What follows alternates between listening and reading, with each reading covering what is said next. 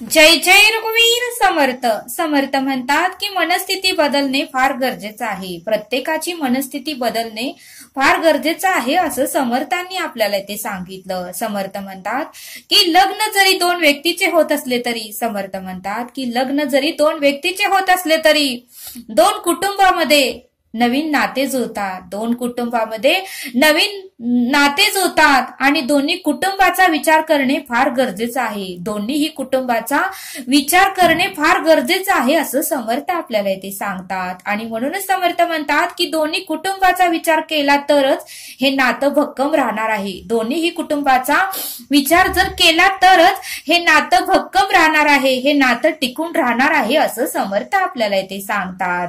समर्थ म्हणतात की ज्या वेळेस मुलगी लग्न करून सासरी जाते, ज्या वेळेस मुलगी लग्न करून सासरी जाते त्यावेळेस मात्र 2 वर्ष उत्तमाची तिची जातात. त्यावेळेस मात्र तिची 2 वर्ष ही उत्तमाची असतात, उत्तमाची तिला जातात. आणि नंतर मात्र त्या मुलीला म्हणजे त्या सुनेला तू फक्त आमचीच मर्जी सांभाळ आणि आम्ही म्हणाल तेच तू ऐक आणि आमचीच तू सेवा कर असं त्या मुलीला म्हटलं जातं. तू आमचीच मर्जी सांभाळ, आम्ही जे म्हणतो तेच तू ऐकलं पाहिजे आणि तू आमची सेवा कर, आमचीच तू काळजी कर असं त्या मुलीला म्हटलं जातं. आणि आम्ही जे म्हणतो तेच तू ऐकलं पाहिजे असं त्या सुनेला म्हटलं जातं असं समर्थ आपल्याला इथे सांगतात.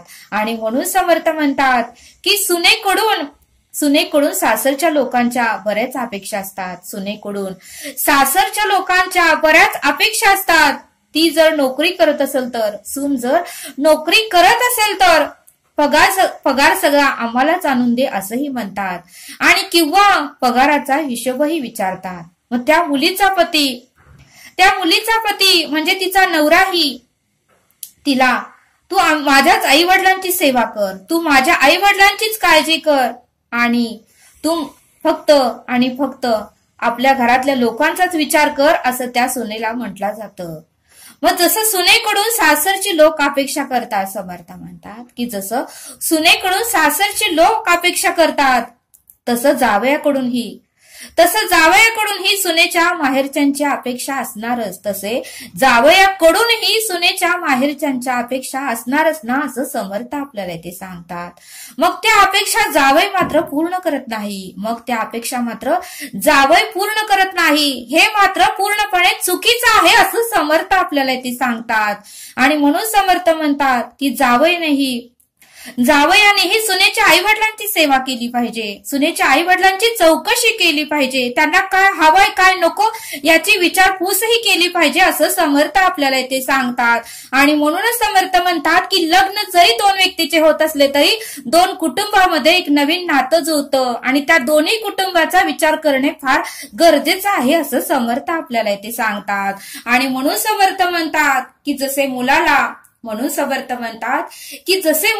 लहानाचं मोठं करताना त्याच्या आई वडिलांना त्रास झालेला असतो, जसे मुलाला लहानाचं मोठं करताना त्याच्याही आई वडिलांना त्रास झालेला असतो आणि तोच त्रास त्या मुलीच्या आई वडिलांनाही मुलीला लहानाचं मोठं करताना होतो. तोच त्रास त्या मुलीच्या आई वडिलांनाही मुलीला लहानाचं मोठं करताना तेवढाच त्रास झालेला असतो असं समर्थ आपल्याला इथे सांगतात.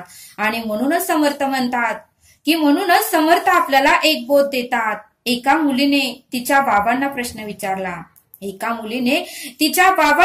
विचारला की बाबा हे आंब्याचं झाड मला दुसरीकडे लावायचं आहे, त्यावेळेस तिचे बाबा त्या मुलीला म्हटले की हे झाड आता 5 वर्षाचं झालं आहे, हे आंब्याचं झाड आता 5 वर्षाचं झालं आहे आणि हे झाड आता मोठं झालं आहे, हे जर झाड दुसरीकडे लावलं तर ते टवटवीत राहणार नाही आणि कदाचित हे झाड सुकूनही जाईल. हे झाड दुसरीकडे लावलं तर टवटवीतही राहणार नाही आणि कदाचित हे झाड सुकूनही जाईल असं त्या बाबांनी त्या मुलीला सांगितलं. त्यावर ती मुलगी म्हणाली, बाबा बाबा मी आता 24 वर्षाची झाले. बाबा मी आता 24 वर्षाचे झाले. तुम्ही मला उत्तमाचा सांभाळ केला. तुम्ही माझा उत्तमाचा सांभाळ केला. मला तुम्ही लहानाचं मोठं केलं. मला तुम्ही लहानाचं मोठं केलं. माझ्यावर तुम्ही उत्तमाचे संस्कार केले. माझ्यावर तुम्ही उत्तमाचे संस्कार केले. मला तुम्ही शिक्षणही उत्तमाचं दिलं. आणि माझे तुम्ही लाडही भरपूर पुरवले. माझं तुम्ही लाडही भरपूर पुरवले. आणि मग आता तुम्ही माझं लग्न करून मला सासरी पाठवताय. मग आता तुम्ही माझं लग्न करून तुम्ही मला सासरी पाठवताय. तेथे मी अशी टवटवीत राहील का? तेथे मी अशी टवटवीत राहील का? हे उत्तर ऐकून मात्र त्या मुलीच्या बाबाच्या डोळ्यात मात्र अश्रू आले. हे उत्तर ऐकून मात्र त्या मुलीच्या बाबांच्या डोळ्यात मात्र अश्रू आले. म्हणजे समर्थ काय म्हणतात की माहेरी जशी वागणूक त्या मुलीला मिळते तशी वागणूक सासरी तिला मिळत नाही. माहेरी जशी वागणूक त्या मुलीला मिळते तशी वागणूक तिला सासरी मिळतच नाही. आणि म्हणून समर्थ म्हणतात की त्या मुलीला माहेरी जशी वागणूक मिळते तशी सासरी जर मिळाली तर ती मुलगी ही आनंदित राहील असं समर्थ आपल्याला इथे सांगतात. आणि म्हणून समर्थ म्हणतात की आता 35-40 वय झालं तरी मुलांचे लग्न होत नाहीत. म्हणून समर्थ म्हणतात की आता या कलियुगामध्ये 35-40 वय झाले तरी मुलांचे लग्न होत नाही. आणि जरी झालं तरी ते जास्त काळ टिकून राहत नाही. आणि जरी मुलांचं लग्न झालं तरी ते जास्त काळ टिकूनच राहत नाही. आणि मग घटस्फोट होतो असं समर्थ आपल्याला ते सांगतात. आणि म्हणून समर्थ म्हणतात की मुलीला म्हणजे त्या सुनेला सासरी अनेक जबाबदाऱ्या तिच्यावरती टाकल्या जातात. त्या सुनेला सासरी अनेक जबाबदाऱ्या तिच्यावर टाकल्या जातात.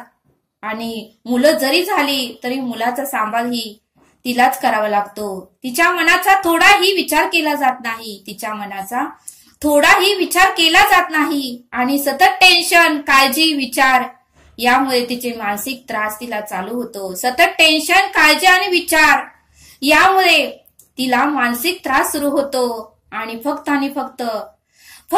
फक्त सासरच्या लोकांचीच मर्जी सांभाळ. फक्त सासरच्या लोकांचीच तू मर्जी सांभाळ. माहेरच्यांचा विचार तू करायचा नाही. फक्त सासरचाच विचार करायचा. असे सासरकडचे लोक तिला बंधने घालतात. असे सासरकडचे लोक त्या मुलीला बंधने घालतात.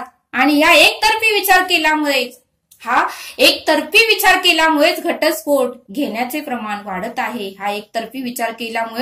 घटस्फोट घेण्याचे प्रमाण वाढत आहे. वाद भांडणं होण्याचे कारण एकतर्फी विचार केल्यामुळेच होत आहे असं समर्थ आपल्याला इथे सांगतात. आणि म्हणून समर्थ म्हणतात की जावयानेही सुनेच्या आई वडिलांची चौकशी केली पाहिजे. त्यांनाही विचारलं पाहिजे. तिच्याही आई वडिलांची जावयाने सेवा केली पाहिजे. मग त्या मुलीला आनंद होईल. मग त्या मुलीला आनंदही होईल. तिलाही समाधान मिळेल. नुसताच एकतर्फी विचार करून सुख मिळतच नसते. दोन्ही बाजूने विचार करणे फार गरजेचं आहे असं समर्थ आपल्याला इथे सांगतात. आणि म्हणूनच समर्थ म्हणतात की पेरल तेच उगवते. म्हणून समर्थ म्हणतात की पेरल तेच उगवत असते. आपण जसे पेरणं करू तसे उगवणारच आहे.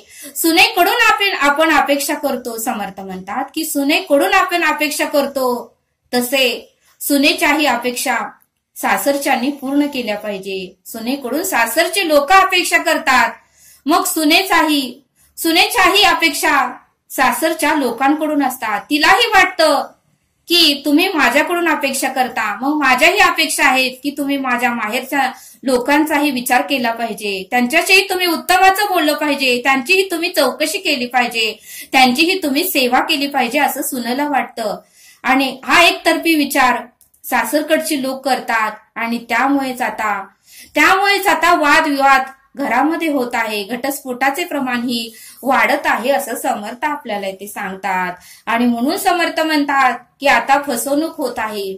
आताच्या या कलियुगामध्ये फसवणूक होत आहे. खोटी कागदपत्रे दाखवून नोकरी आहे असं सांगतात. बरेच लोक खोटी कागदपत्रे दाखवून नोकरी आहे असं सांगतात. आणि लग्न झाल्यावर मात्र सगळं काही खरं समजतं. ही एक फसवणूकच आहे. ही एक फसवणूकच आहे आणि यामुळेच वाद विकोपाला जातात. यामुळेच वाद विकोपाला जात आहेत आणि यामुळेच घटस्फोटाचे प्रमाण वाढत आहे असं समर्थ आपल्याला इथे सांगतात. आणि म्हणूनच समर्थ म्हणतात की या युगामध्ये, या कलियुगामध्ये महागाई भयंकर वाढली आहे. ज्यांना जबाबदारी शेवटपर्यंत उत्तम सांभाळता येईल, ज्यांना जबाबदारी शेवटपर्यंत उत्तम सांभाळता येईल अशा व्यक्तींनीच लग्न करण्याचा निर्णय घ्या असं समर्थ आपल्याला इथे सांगतात.